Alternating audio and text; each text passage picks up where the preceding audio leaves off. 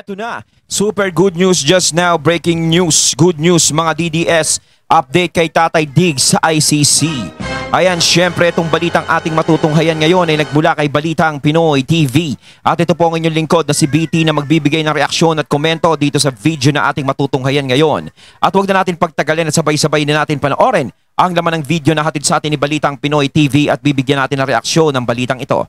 Pasok! Magandang araw po sa ating lahat at panibagong vlog, panibagong updates na naman ang ating ihahayag ngayon. Ayun, bago natin simulan ng video ito, nais ko nga pala magbigay ng credits dito sa video at boses na bibigyan natin ng reaksyon. Walang iba kundi si Sir Donmar TV. Ayan, syempre Donmar TV, suportahan natin yan. Bisitahin nyo ang kanyang YouTube channel at syempre huwag nyo rin kalimutang mag-subscribe para maging updated kayo sa mga vlogs at updates ni Sir Donmar TV. Ni Donmar TV, ayan ha, pagpatuloy natin mga katunay. Ipapaliwanag, i-react, okay? Ito, una nating i-react at ipapakita sa inyo ay itong si Maharlika at itong si spokesperson Harry Roque, no? Merong good news kay Duterte. Okay, mamaya pakinggan natin kung ano man ang naging good news nitong binalita ni Maharlika at ni dating spokesperson Harry Roque. Pangalawa nating pag-usapan ay sinagot na po ni Attorney Harry Roque ang mga tanong kung meron bang nilabag ang the Netherlands sa prinsipyo ng international law sa pagkakakulong ni FPRRD. Okay? So, ipapaliwanag ni Attorney Harry Roque. Meron bang nilabag ang the Netherlands? Ha? Ang the Netherlands nandun po located ang ICC. Tama ba yun? No? 80 years old. Doon nakakulong sa ICC. Labag ba ito sa local na batas sa the Netherlands? Yan ang malaking tanong. Ipapaliwanag yan ni Attorney Harry Roque. Bago ang lahat, bago natin ito pag-uusapan, help me po na i-like muna ha at i-share itong video na ito. Ayan. Para guys, kakalat ito sa taong bayan. Ayan, okay, sabay-sabay natin like and i-like share. muna at i-share itong video natin, Facebook, Donmar YouTube, TV. 1, 2, 3, go. Go. Okay, like and share para ha, maraming makalam. Go. And also guys, paki-subscribe. Ayan, syempre, huwag nyo kalimutang mag-subscribe kay Sir Donmar. At ma-notify ang inyong mga cellphones kung meron tayong breaking news. Yes. Okay? So, kagaya nito, breaking news ito. So, sabay-sabay natin i-follow, i-subscribe, Facebook at YouTube. Ready? Follow, subscribe. 1, 2, 3, go. Go. Ayan, thank you very much. Okay? So, i-play natin itong video ni Maharlika at itong si dating spokesperson Harry Roque na nandoon ngayon sa The Hague, no? Merong good news patungkol po kay former President Duterte. Okay? Ito, panoorin natin.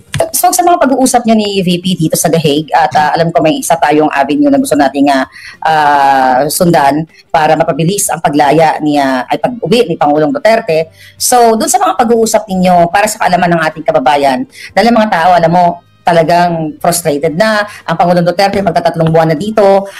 Doon ba sa mga meetings ninyo, masasabi ba natin na may development, may pag-asa pa ba tayo na mapabilis ang pag-uwi ng ating Tatay Digong? Kasi ito yung hinihintay ng taong bayan. Yes. Kailan makauwi? May pag-asa pa bang makakauwi? Yan ang laging tinatanong. Ang dami talagang umaasa na makauwi si Tatay Digong dito sa Pilipinas. 'Di ba? Talagang marami talaga. Kumbaga, labag nga sa kalooban nila yung pagkakadala kay Tatay Diggs dyan sa ICC na yan eh. Ewan ko ba dyan sa ICC na yan? Nako. Sinabi naman ni VP Sara na yung aking suhestyon na gamitin ng batas Netherlands para makauwi ka agad si Tatay Digong ay tinanggap na ni Tatay Digong. In the process na of choosing a Dutch lawyer kasi hindi naman ako Dutch lawyer. No? Pero pagdating sa European Court of Human Rights, meron din akong credentials umapir doon. So pwede ako umapir doon. Pero ang initial dyan is sa Dutch Court. At madali lang po ang aming argumento dyan. No? Sinasabi nila, ito hindi ko alam talaga dahil hindi naman ako abogado sa Holland. No? Na mga 80 anyos hindi na linilitis. Okay. So ang tanong, kung ang 80 anyos sa Netherlands hindi linilitis, ang kulungan naman ni Tatay Digong, ang hukuman nasa The Holland, bakit siya lang ang 80 anyos na linilitis? Yeah. Oo, tama yun, no? Kapag 80 anyos pala dyan sa Netherlands, hindi na nililitis. Tapos si Tatay Digong, no? Partida na yan, ha? Hindi pa siya taga dyan sa Netherlands. Dyan siya nililitis. Diba? Kumbaga, Pilipino siya. Bakit naman yung mga ibang mga nandiyadyaan? Wala namang 80 years old. Kumbaga, lumalabas dito na si Tatay Digong ang pinakamatanda, no? Pinakamataas ang edad dyan na 80 years old na nandiyadyaan sa ICC, sa The Hague. Ay, grabe naman. Parang hindi naman patas yung ganun. Unfair yung ganun. 'Di ba? Na meron palang kalakaran dyan na 80 years old hindi na kinukulong dyan, hindi na inaano. Grabe ha. Sobra naman talaga. Ano ba to? Ano ba yung gusto nilang palabasin? Bakit gusto nila si Tatay Digong dyan? Dahil ba sa popularity ni Tatay Digong? O alam natin, di ba, kilala si Tatay Digong. Popular si Tatay Digong, hindi lang sa buong Pilipinas, kundi sa buong mundo. Kung ginagamit ba siya? Diyan, kaya siya nandiyadyaan ngayon? Hindi siya pinapakawalan? Ay, nako. Kung mapapabilis talaga yung proseso ng pagpapalaya sa kanya kung kukwestiyonin natin. Bakit lahat ng 80 years old di na nalilitis sa Netherlands at si Tatay Digong na nasa Netherlands, linilitis pa rin? Oo. Ang problema kasi dito sa ICC talaga, pinaglalaban nila yung buhay ng ICC dahil ang kaisa-isang kaso na linilitis nila si Tatay Digong na kapag hindi pa yan natuloy, wala lang silang gagawin. Eh ano pang saysay na ICC? Dapat magsarado na sila. So parang sinasabi ni Attorney Harry Roque dito na parang si Tatay Digong na lang yung pinakatrabaho nila eh. Parang wala na silang ibang trabaho kasi kung matatandaan natin, parang gusto nang tanggalin ni Donald Trump ata yung ICC. Parang, di ba? Parang ganun. Parang gusto nang mawala. So, para hindi mawala yung ICC at nandiyadyaan pa rin, is patuloy pa rin na nandiyadyaan si Tatay Digong. Kasi kapag wala na si Tatay Digong, wala nang pag-uusapan, wala nang aanuhan, parang wala nang kwenta yung gagawin nila sa buhay nila, mawawala na sila. Kaya kumbaga kahit na alam natin na kalaya-laya naman talaga, no? Kauwi-uwi naman talaga yung kaso ni Tatay Digong is talagang parang naiipit siya dyan. Nako. Lalo na hirap sila mag-operate dahil sa mga sanctions ng Amerika. No? So, ibig sabihin ni Atty. Harry Roque, itong mga taga-ICC rin, marami rin silang mga depekto. Pati nga yung Amerika, nagpataw na nga ng sanction sa mga ilan na mga judges ng ICC. Pangalawa, sa batas po ng the Netherlands, bawal po ikulong ang 80 years old. Oh, di ba? Si Atty. Harry Roque. Bawal ikulong ang 80 years old. Si Tatay Digong lang po ang 80 years old na nakakulong dyan sa the Netherlands, The Hague. Ito po dapat questionin. Ito po yung dapat tututukan nila sa kampo po ni former President Duterte. Kumbaga, ang dami natin nakikita dito, no? Na para makauwi si Tatay Digong, ang dami talagang foul sa pagkakahuli sa kanya, pagkakadala sa kanya dyan. Unang-una, yung ICC walang jurisdiction dito.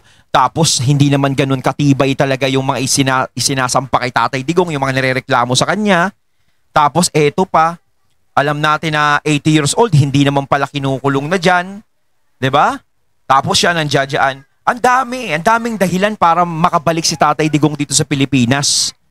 Parang sumasabit na lang sila sa popularity ni Tatay Digong. 'Di ba? Yung sa ICC, parang yan na lang, sumasabit na lang sila diyan eh.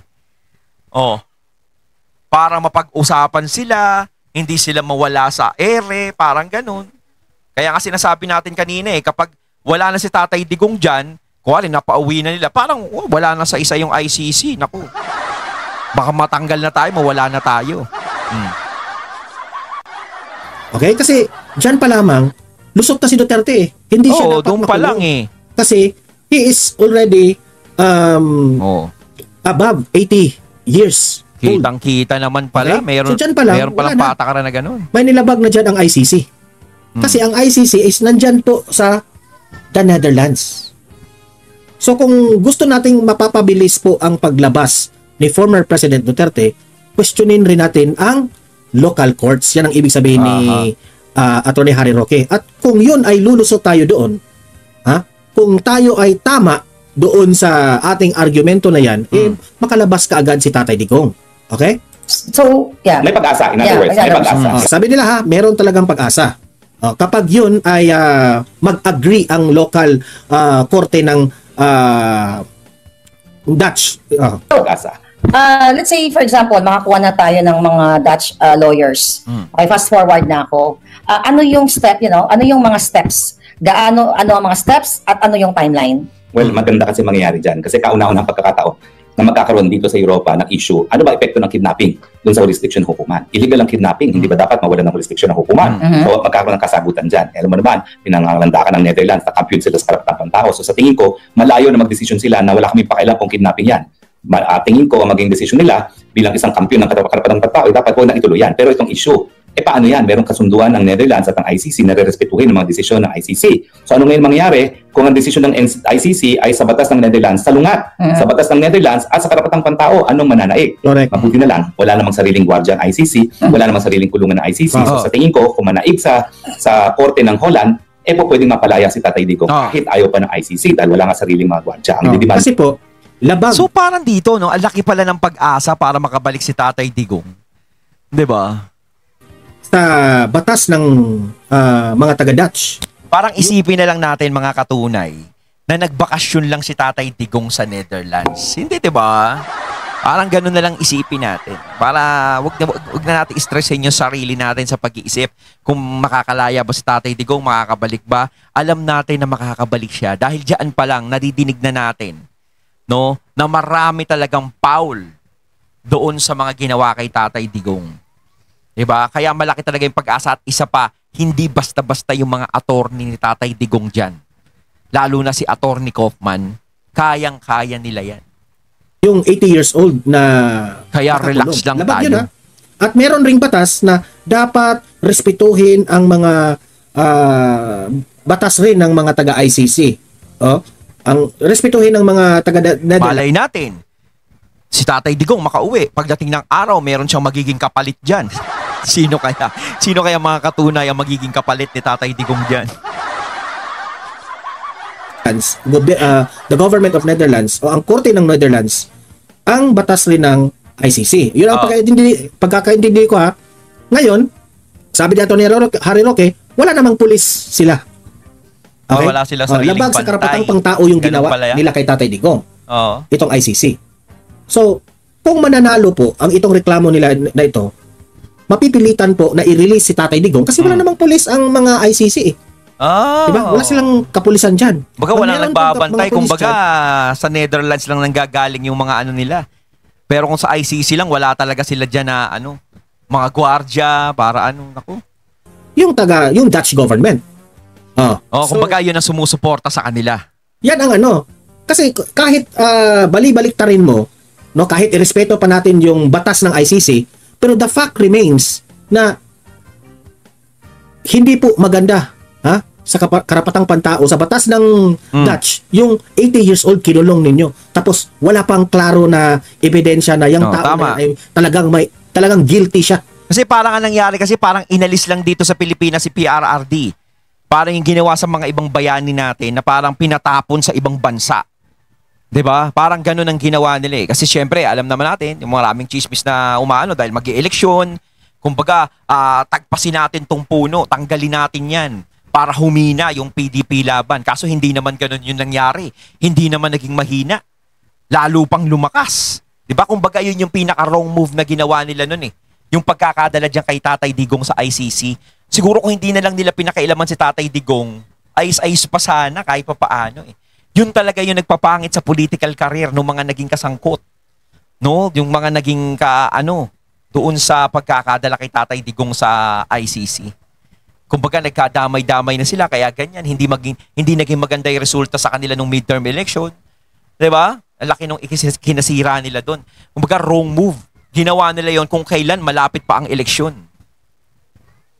Okay? So tama talaga itong sinabi ni Atty. Harry Roque dito. Natin ay yung mga nagkukulong kay Tatay Digong at silang dapat sumunod sa batas ng Poland. At yung nangidnap. So, dito tayo ngayon sa Dahig, talagang ang mga tao, sabi ko nga, sabik na sila. Ang dami nagtatanong sa atin, pareho tayo, na kailan na ba uuwi si PRRD? Ito bang itong legal remedy na ito na sinasabi natin, ngayon mo lang to na isip o even before first week, second week mo dito, naisip mo na tong suggestion kaya Inday? Sa mulat-mula. Pero in fairness, si VP Sara, inisip na rin ito. Oh, wow. Sa mulat-mula pa. Okay. Kaya lang, ako naman yung gumagalang nang sinabi niya na at pagin mo yung asylum. At totoo naman, sa nakikita natin mga pangyari ngayon, kung hindi ko naman inatupag ang aking asylum, dedo na ako, nasa kamay na ako ni Tory ngayon. So tama rin yung advice na binigay sa akin ni VP na unahin ko muna yung asylum ko at ngayong nakaayos na yan, medyo meron na tayong security na hindi tayo mapapasa ilalim sa kamay ni Tory. No? Pero sa mulat-mula, alam na ni VP na teka, walang sibilisadong bansa ang tatanggap sa jurisdiction kung saan ang akusado ay nakuha sa pamamagitan ng kidnapping. Miski hindi ka nga abogado eh. So siguro, no, ibig sabihin ni Atty. Harry Roque, papalag ang Dutch government dyan sa ginawa nila kay former President Duterte. Kumbaga yung Dutch government hindi papabor sa ginagawa ng ICC. Diba? Parang tututol sila dyan once na talagang magkapit-pitan yan. No? Kidnapping yun eh. Diba? Walang warrant of arrest. Hindi dumaan sa custodial state. Diba? Yung warrant of arrest na yan, wala. Mantakin mo, magbibigay ka ng warrant of arrest, babasahin mo sa cellphone. Diba? Hindi naman napaka-presentable nun sa cellphone ka nagpapasa. Kapag meron kang aarestuhing tao, parang walang ka-effort yung ginawa mo. Eh, mamaya nga, sinasabi ko nga, pwede mo namang gawin lang yun sa cellphone mo, i-type mo lang yun. Diba? Iba talaga yung meron kang pinapakita. Tapos may pirma talaga ng korte talaga yun. Diba? Diba korte pumipirma ng warrant of arrest? Correct me if I'm wrong, mga katunay, ha? Correct me if I'm wrong. Dinala ka agad doon sa ICC. Papalag ang Dutch government dyan. Ba yun? Na kikidnapin mo para mapanagot sa kanyang di umano yung mga pagkakasala. Eh, ano na yan? Eh, di lahat tayo makidnapping na lang, di ba? Oo, ganun lang pala kadaling magdala ng mga tao sa ganun eh. Madali lang humuli ng tao eh. No? Kahit walang warrant of arrest, hulihin na kita. Diba? Hindi pa pwede yung ganun. Kailangan formalidad talaga. No? Kung may pagkakasala ang isang tao, talaga may warrant of arrest. Doon pa lang sa walang warrant of arrest, talo na eh. Kita na natin yung butas eh. Ano yun eh? Kaya ang daming sinasabi ko nga, ang daming foul dyan sa pagkakadala kay Tatay Digong. Miski hindi ka abogado at sinabi ko lang, yung proseso na magagawa. Pupunta ka sa Dutch court, hindi po pwedeng baliwalain ang mga gwardyang Dutch at saka ng kulungan ng Dutch ang desisyon ng Dutch court. Pero kung hindi man naig dyan, pupunta sa European Court of Human Rights. At yan ang makaganda. Kapag nagkaroon ng desisyon ng European Court of Human Rights, sasalungat sa desisyon ng ICC. At salungat po yan sa desisyon ng ICC. Bakit? 3 beses na nag-desisyon ng ICC. Wala kaming pakialam. Wala kaming malay namin kung paano nakuha akusado. Importante, bigyan siya ng patas na paglilitis. So alam ko yan, magkakaroon ng salungat ng desisyon. Ang sino may naman nanay. Napakagandang issue yan. Sana sa lalong mabilis na panahon, makagalaw. Ako naman, kampante ako mas mabilis ang domestic. Bakit? Kasi kapag ikay nag-file ng issue, ng action na habeas corpus, lahat sa buong mundo, pinakamataas na priority yan. Tingnan mo naman sa ICC. Matapos ang reading of charges, 6 na buwan bago mag-confirmation of charges. Confirmation of charges po yun. Nakakulong na ang sa Tatay Digong, 6 na buwan. Parang fiscal pa lang yun. Meron bang probable cause? Sa Pilipinas, bago ka makasuhan, meron ng probable cause. Kita nyo naman yung tagal na yan. No? Samantalang sa lokal, pag sinabing, okay, kinakailangan i-release. O mapilaman ang gobyerno ng Netherlands, mabilis din yung proseso kasi high priority yung habeas corpus. Kung matalo naman, diretso ka sa European Court of Human Rights. Mabilis din yan. Dahil pag nag-order ng provisional measures naman ng European Court of palayain agad yan. At kinakailangan sumunod ang Netherlands. No? Dahil may ngipin yung European Court of Human Rights, di gaya ng ibang mga human rights bodies. So let's say, nagwagi na tayo doon. O nagdesisyon ng korte, ang Dutch government, okay, pauwi na ang Pangulo, nagkamali yung ICC at dapat nang i-release ang Pangulo. Tama ba ang Pangulong Duterte ay diretso sa Pilipinas, pabalik?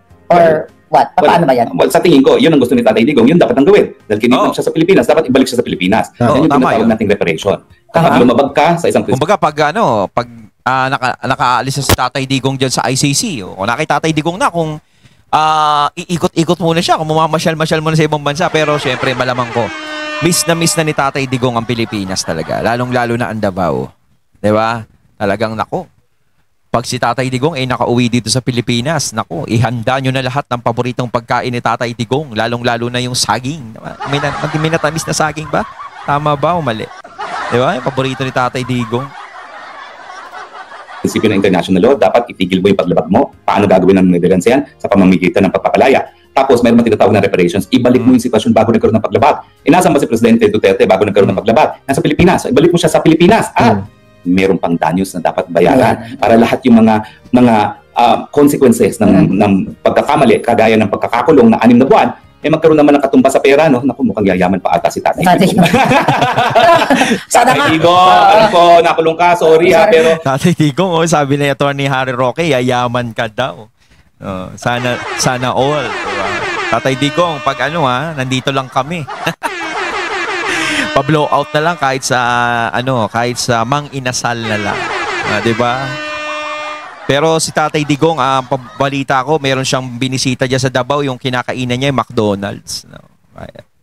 Paborito mo kumakain ba siya doon? Kasi may isang vlogger na nagpunta doon sa McDonald's na doon daw kumakain si Tatay Digong diyan sa Davao. No. Huwag mo kaming kakalimutan. Kapag ikaw Euros na milyonaryo na, I'm sure bibigay niya yan sa paborito niyang hospital ng mga cancer victims sa mga bata. Pero ambon na. Pananalo tayo sa Dutch. Nangangarap na tayo. But anyways, folks, kasi syempre, di ba, pinakidnap ng mga bangag. So, alam naman natin na they can do extreme ng kasamaan. What if kung harangan nila yung paglapag na naman ni PRD? Kasi dinungkot, sinapilit, kinidnap, na kung harangan na naman. Ito ko lang naman, napaisip lang tayo kasi alam kong grabe itong gobyerno. Kasi may punto din si Marlica. Si Ma'am Marlica, kasi mga mamaya, si Tatay Digong uuwi dito tapos hindi nila payagang bumalik dito sa Pilipinas, pero maling-mali na yun. Pag hindi nila pinayagan si Tatay Digong na makabalik dito, ano ang karapatan naman nila na hindi na pabalikin si Tatay Digong dito? 'Di ba? Pabilib na naman si Tory dyan eh. Di ba? Tory talaga. Haharang na naman si Tory nga, no? Dadyan na naman. Yung mukha niya na naman, nando doon, picture na naman. Diba nga? Possible ba yun? Sa tingin mo? Well, Anong tingin ko gagawin natin? magagalit ng tambayan. Nung una kasi, nakuha tayo sa sorpresa kaya hindi tayo nakapaghanda. Nagkabulagaan eh. Nakahanda, I'm sure lulusubin ng tambayan yung tarmang at humiga na hindi maka-take off yung aeroplano. No? So tingin ko ngayon, mas magiging alerto ang Pilipino pag nagkaroon ng ganyang desisyon. Tama, Tingin ko tama. Ang administrasyon ni Marcos Jr. dahil alam nilang sinusuko sila ng tambayan, mag-isip na rin yan dahil ang pakiusap na lang nila pwede ba huwag niyo akong ipakulong? Pero naku, wag kayong umasa na oo, Tatay Digong, dahil talaga yan ang pagkakamali ng unang EDSA, dapat pinulong kayong lahat. Ayun, at ating natunghayan ng video na nagbula kay Balitang Pinoy TV at syempre natunghayan natin ang boses na yun ng video na yun na binigyan natin ng reaksyon na nagmula kay Sir Donmar TV at syempre si Ma'am Maharlika. Syempre supportahan nyo din yan yung Maharlika TV. Si Ma'am Maharlika, yung Boljakera, Boljak, tama? Ayan, supportahan nyo rin yan. Syempre si Attorney Harry Roque din. Ayan, kayo mga katunay, anong masasabi nyo tungkol dito? Comment lang po kayo sa comment box. So once again, I'm BT and I'm out. Peace.